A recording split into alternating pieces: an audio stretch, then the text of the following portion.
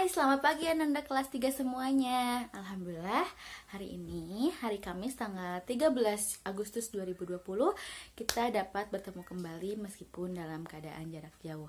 Nah, apa kabar semuanya? Insya Allah dalam keadaan sehat semua ya. Nah, Alhamdulillah hari ini kita akan melanjutkan pembelajaran ke-4. Masih tema 1 subtema 3. Namun seperti biasa sebelum belajar kita ucapkan basmalah terlebih dahulu. Bismillahirrohmanirrohim. Nah, selanjutnya silahkan kalian siapkan LKS, pensil, dan penghapus. Jika sudah, silahkan duduk dan siap-siap menyimak penjelasan dari Ibu. Namun, jika belum, silahkan pause terlebih dahulu, dan jika sudah, silahkan play kembali video ini. Yuk, silahkan. Nah, jika sudah, sekarang kita mulai pembahasannya ya. Nah, hari ini Anandaku akan belajar tentang pertumbuhan dan perkembangan serangga.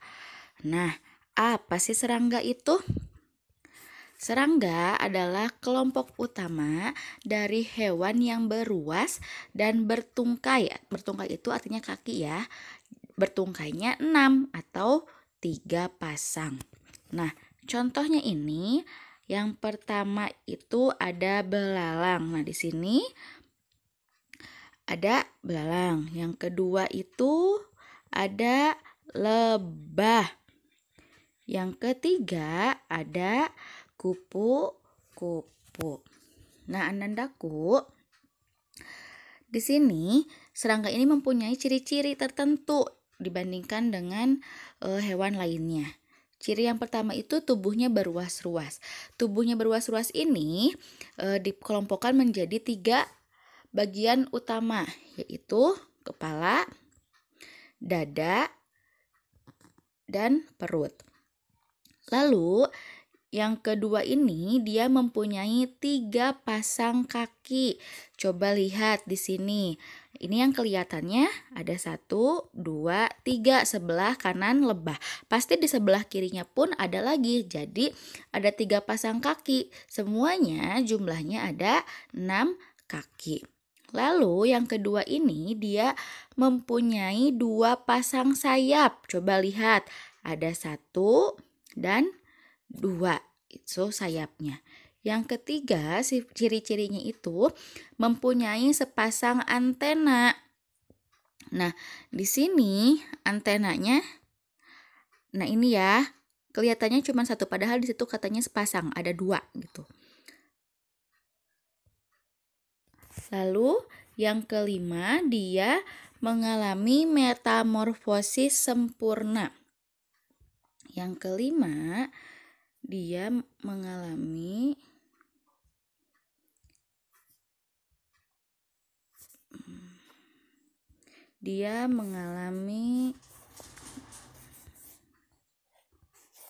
metamorfosis sempurna.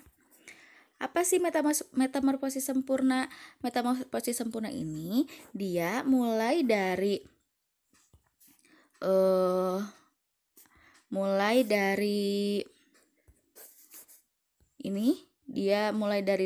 telur sampai dewasanya itu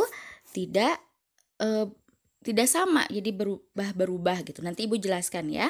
Terus itu adalah ciri-ciri serangga. Jadi ulangi ya, ada tubuhnya beruas-ruas terbagi menjadi 3, yaitu kepala, dada, dan perut. Yang kedua mempunyai 3 pasang kaki, atau misalkan kalau semuanya dijumlahkan menjadi 6. Nomor 3 mempunyai 2 pasang sayap. Yang keempat mempunyai sepasang antena. Dan yang kelima mengalami metamorfosis sempurna. Lalu di sini daur hidup, kita akan belajar tentang daur hidup kupu-kupu, karena kupu-kupu termasuk salah satu serangga. Nah, daur hidup kupu-kupu ini tadi kan Ibu jelaskan ya, bahwa kalau misalkan serangga ini hidupnya itu mengalami metamorfosis sempurna. Jadi yang pertama itu dia dari telur. Nah, telur ini diletakkan pada permukaan daun. Tuh kan, dia pasti ada diamnya, disimpannya itu di permukaan daun. Nah, dia berubah menetas telurnya menjadi ulat. Dia diamnya juga di daun atau ditangkai. Nah, dia itu mempertahankan hidupnya dengan memakan daun-daunan di sekitarnya selama berhari-hari. Nah, ketika sudah menjadi ulat, dia berubah menjadi kupu-kupu. Nah, ini dinamakan metamorfosis sempurna.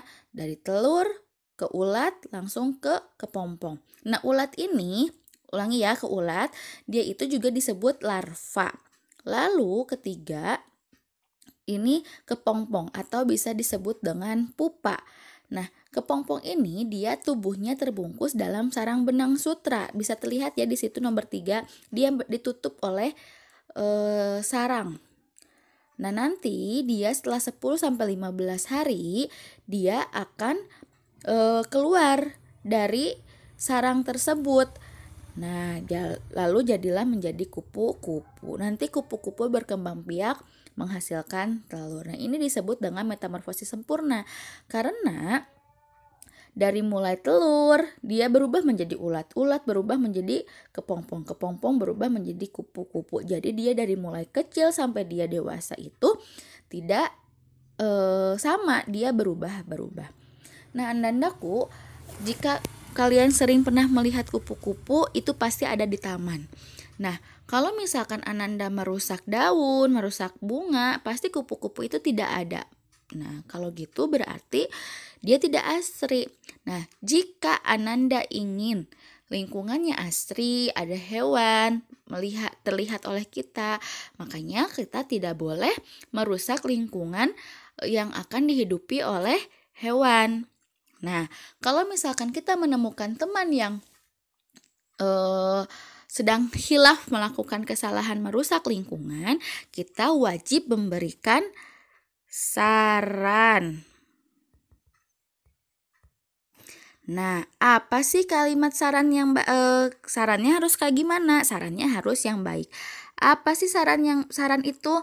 Saran adalah pendapat yang dikemukakan untuk memberikan masukan atau perbaikan yang bersifat positif.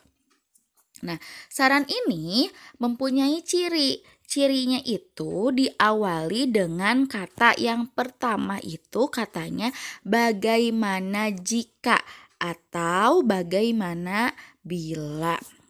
Yang kedua ada kata sebaiknya. Yang ketiga ada kata seharusnya. Yang keempat ada kata akan lebih baik. Jadi kalau misalkan ada kalimat yang diawali dengan bagaimana jika atau bagaimana bila atau sebaiknya, seharusnya, akan lebih baik. Nah, itu termasuk kalimat saran. Nah, coba kita lihat aktivitas 6 halaman 74. Sudah?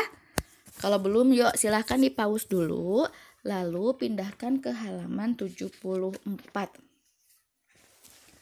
Nah, tulislah sikap yang tepat sesuai situasi pada gambar berikut. Nah, di situ maksudnya kalian disuruh menulis sikap. Tapi sikapnya dengan memberikan saran. Coba lihat di nomor 1. Di nomor 1 itu ada apa ya? Ada anak yang jajan, tapi jajannya itu di tempat yang kotor. Ada sampah, ada kucing yang sedang makan ya. Nah, apa ya kira-kira sikapnya? Nah, kita memberikan saran, contohnya nomor 1. Sebaiknya anak laki-laki itu membeli makanan di tempat yang bersih. Nah, coba kalian lihat di situ ada kata sebaiknya. Berarti itu sudah merupakan kalimat saran. Saran terhadap anak kecil yang ada pada gambar nomor 1. Atau ada lagi, pakai kata akan lebih baik. Coba kita lihat. Akan lebih baik anak laki-laki itu membeli makanan di tempat yang bersih. Jadi ada kata akan lebih baiknya nih. Kalian juga sudah memberikan kalimat saran yang baik. Nah, lalu nomor 2, coba lihat di situ nomor 2. Ada anak laki-laki lagi nih, tapi kamarnya berantakan. Bukunya di mana-mana, ada sepatu, sampah. Nah, kita akan memberikan saran yang baik kepada anak laki-laki tersebut.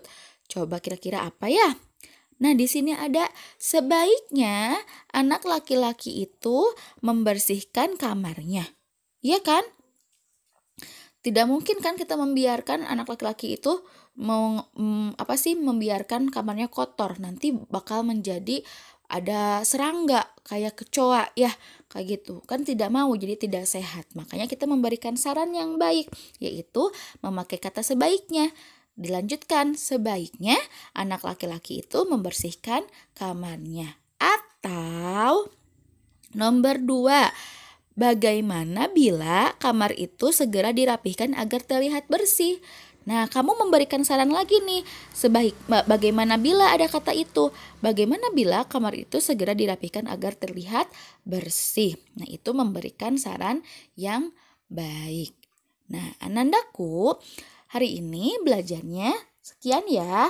Nah, untuk tugasnya, tugas hari ini yaitu pertama, aktivitas 2 halaman 71. Nah, itu diisi ciri-cirinya itu diisi dengan melihat penjelasan yang Ibu tadi telah jelaskan. Yang kedua, aktivitas 6 halaman 74 yang tadi memberikan saran gambar nomor 3, 4, 5, dan 6 dikerjakan. Jadi aktivitas 6-nya kan nomor 1 sama nomor 2 udah Ibu kasih tahu tuh. Nah, silahkan tinggal nomor 3, 4, 5, dan 6 kalian kerjakan.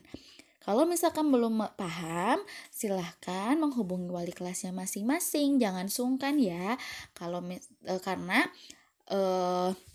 kalau misalkan kalian belum paham, berarti kalian nantinya kesusahan di materi-materi selanjutnya. Jadi silahkan tanyakan kepada wali kelas masing-masing.